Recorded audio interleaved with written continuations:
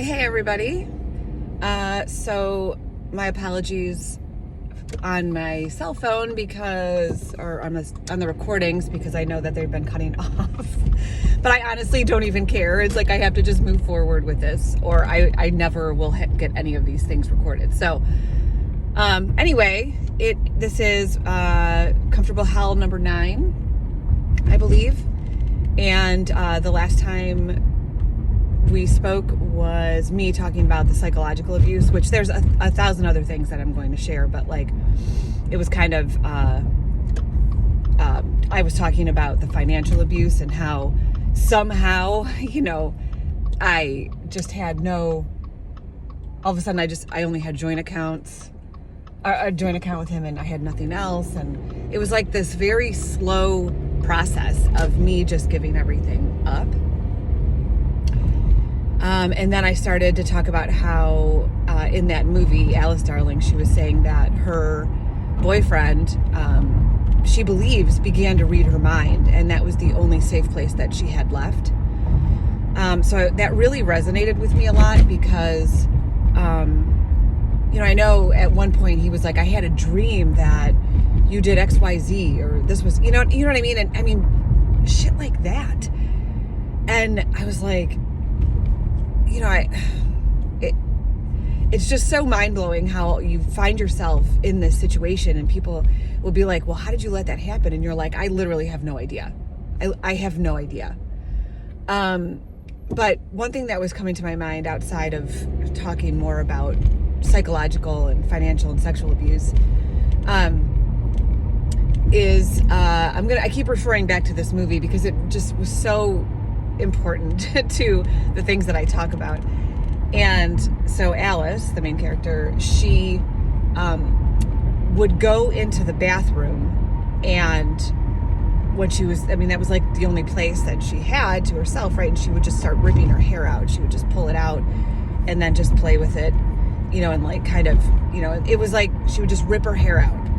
And I was looking at that, and it was, when she was doing that, there was so much rage and so much anger and hatred, and it was just like she was just ripping it out. And I understood that because for me, what I would do,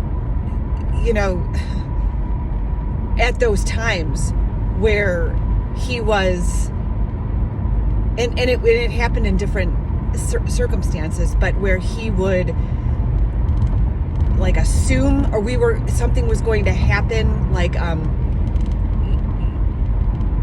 with sex or whatever. Like I would come out of the shower and there would be like this lingerie sitting there, and I'd be like, and I would just take like my arm and I would dig my nails into my arm as hard as I could, because it's like I didn't know what else to do with all of that anger, because I couldn't do anything but take it. That was it. That was my only option, was that I had to take whatever he was dishing out, because I wasn't taught that there's a way out of it. So I would sit there and I would just like grab my arm and I would dig my nails into it as hard as I could, which I imagine is like, it's just me trying to transfer the pain. And I didn't know how else to get rid of the anger and the hatred that I had for this person. And that's exactly what it was, like somebody would be like, oh, I know how much you love him. And I would sit there and I'd just be like, and there was nothing that felt more opposite in my body.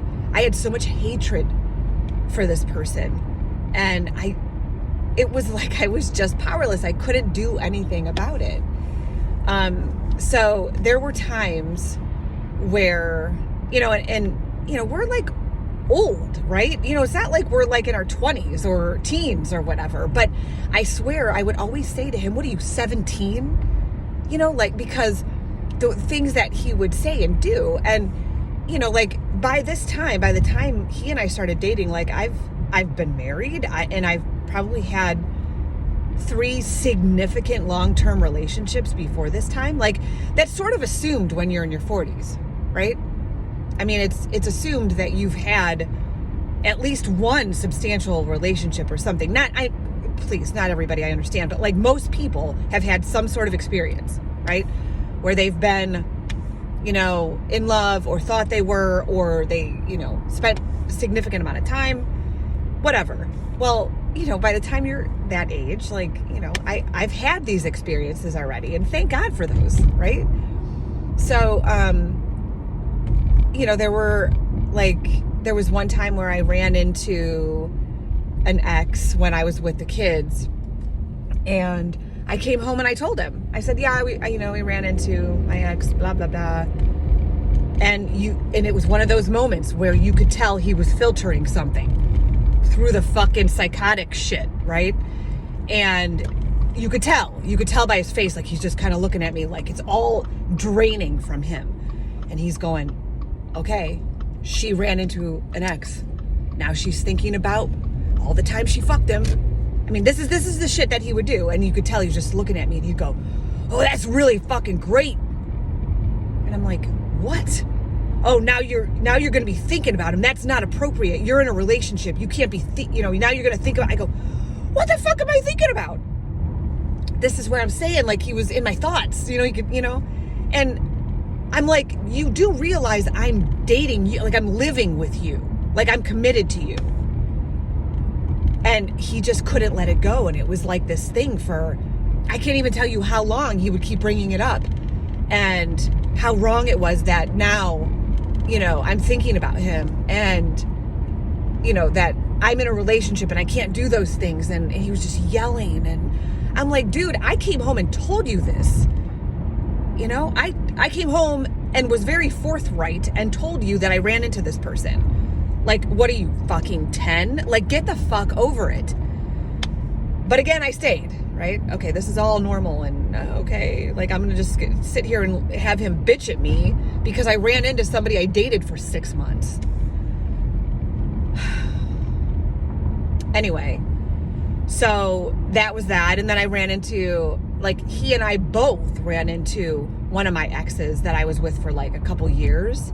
And I was like, hey, this is, and I introduced them, and, because this guy that I dated for a couple years, like, it, the ending of it was hard at first, but I remember him saying, like, just give me a little bit of time to kind of get over things. He's like, because I want to be friends, And so this guy and I, back in our 20s, we broke up, and he took like some time off, and then he called me. He's like, I'm good. He's like, we're good. Because we had mutual friends and stuff. And we hung out for a few years after that, like just as friends. And we would still like do things like, but it was, he would talk about girls that he was dating and stuff like that. So it was a totally awesome, we were able to stay friends and everything. So that was super cool. And so I hadn't seen him probably since the 90s. And so we ran into him. Me and my ex-narcissist ran into my ex from my 20s, and I introduced them and blah, blah, blah. And so then, of course, he like peels away, my narcissist peels away in the car. I'm like, what the fuck are you doing? He's like, great. Now you're going to be fucking thinking about him. And he's like, that's really fucking great. You're going to run into this. Like, first of all, if it's my fault, it's my fault that we ran into him. And secondly, like, I'm a mature adult. I'm going to introduce you to him. Like, we're fucking adults. And he couldn't get over it. He was just like appalled at the fact that we ran into him. And now I'm going to be thinking about, like, what the fuck was on in his head that like, what is going on that now I'm in trouble? Now my day is ruined because he can't stop bitching at me about the fact that we ran into my ex.